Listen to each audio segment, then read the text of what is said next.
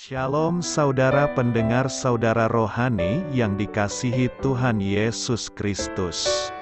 Selamat datang di renungan rohani malam hari ini. Selamat malam, saya berdoa agar saudara sehat selalu. Semoga Roh Kudus hadir di tengah kita saat ini. Sebelum kita mulai renungan malam ini, marilah kita bersama-sama berdoa. Bapa kami yang di surga, Bapa di dalam nama Tuhan Yesus Kristus, kami sungguh mengucap syukur, ya Tuhan, oleh karena Engkau sangat baik buat kami. Engkau ada bersama kami dan menopang hidup kami di siang hari dan di malam hari. Engkau ada bersama-sama dan menyertai kami. Tuhan, kami memuji dan bersyukur kepadamu pada malam hari ini, kami masih bisa berkumpul di rumah kami yang kecil ini.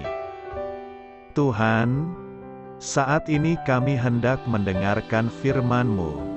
Berilah pengetahuan dan bimbinglah hamba-Mu ini agar apa yang Engkau firmankan dapat bekerja sesuai kehendak-Mu. Buat kami jemaat-Mu, bukalah hati dan pikiran kami untuk mendengar dan menerima firman-Mu. Kiranya firman-Mu ini dapat menjadi berkat bagi kami.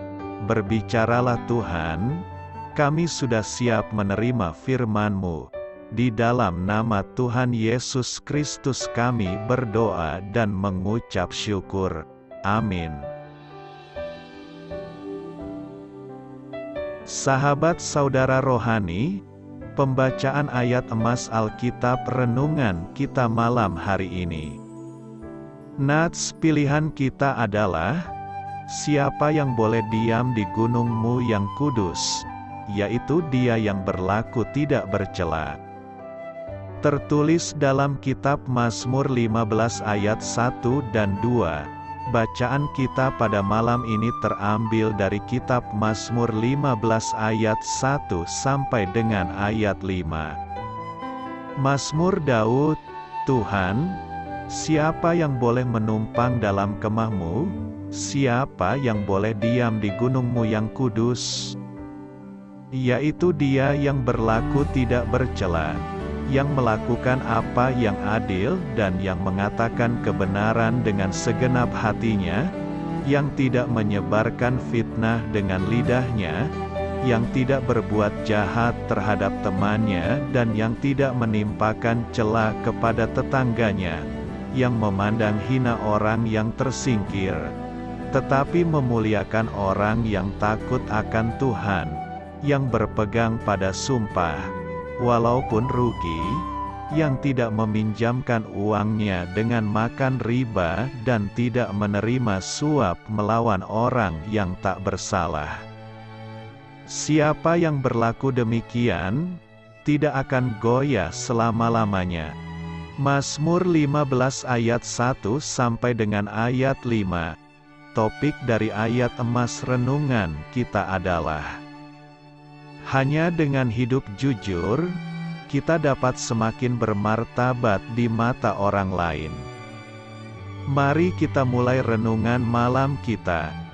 Judul renungan kita hari ini adalah, apa yang Anda katakan?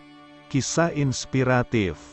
Pada Santa Clara University di California, seorang peneliti melakukan penelitian terhadap 1.500 orang manajer di bidang bisnis, yang menunjukkan nilai yang paling dihargai oleh karyawan dari seorang pemimpin.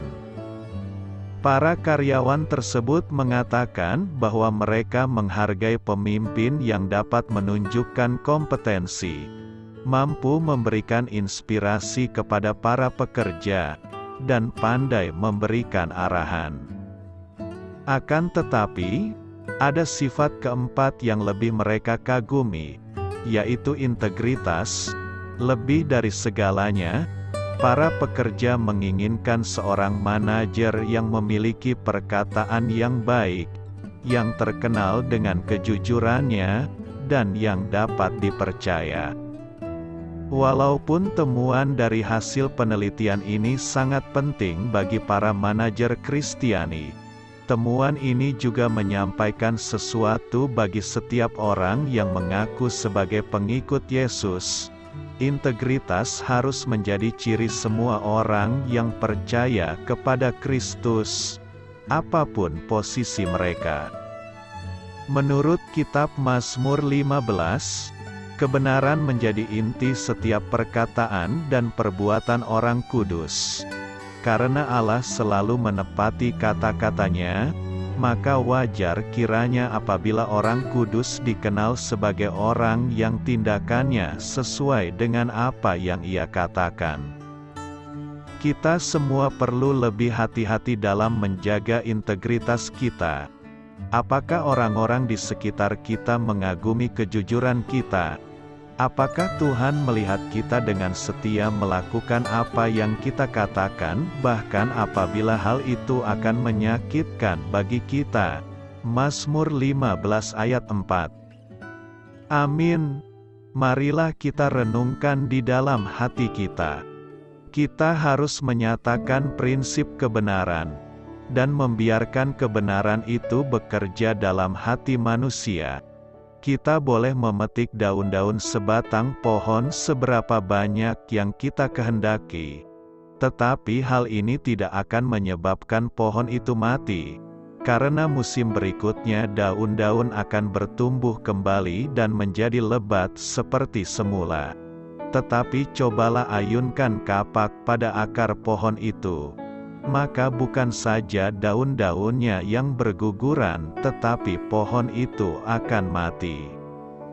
Orang-orang yang menerima kebenaran karena menyukai kebenaran itu, akan mati secara dunia, akan menjadi lemah lembut dan rendah hati sama seperti Tuhannya yang ilahi.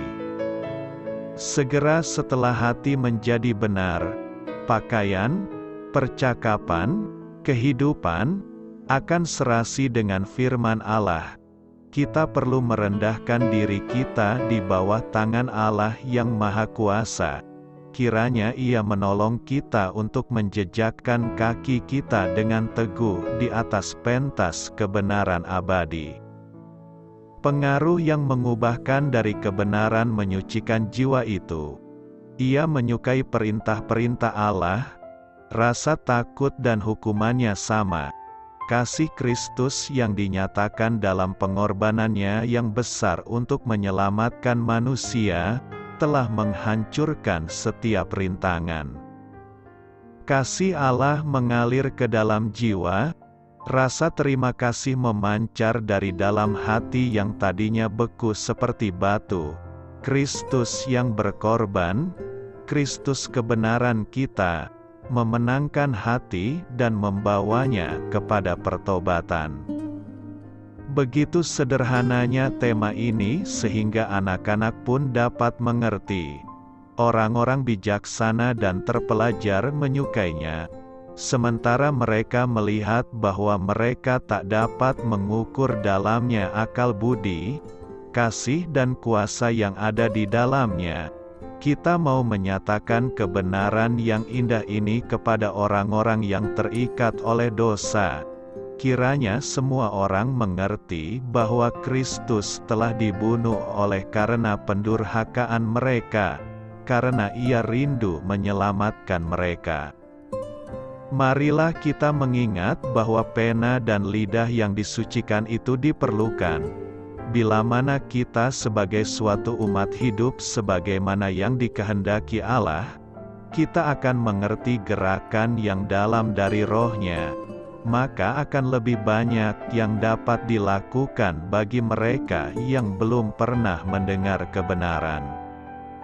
Kita harus diliputi dengan suatu nilai perasaan yang meresap, kesucian, dan kekuasaan kebenaran yang dalam. Saya memberkati Anda agar sewaktu Anda mencarinya dari Dia, Bapa Surgawi Anda akan memberikan bagi Anda roti harian Anda. Dalam nama Yesus Kristus, Tuhan yang berkuasa atas alam semesta dan menuntun kita kepada iman yang menyelamatkan, Tuhan Yesus menyertai senantiasa. Terima kasih Ibu, Bapak, saudara dan saudari sudah berkenan mendengarkan renungan malam saudara rohani. Tuhan memberkati. Amin.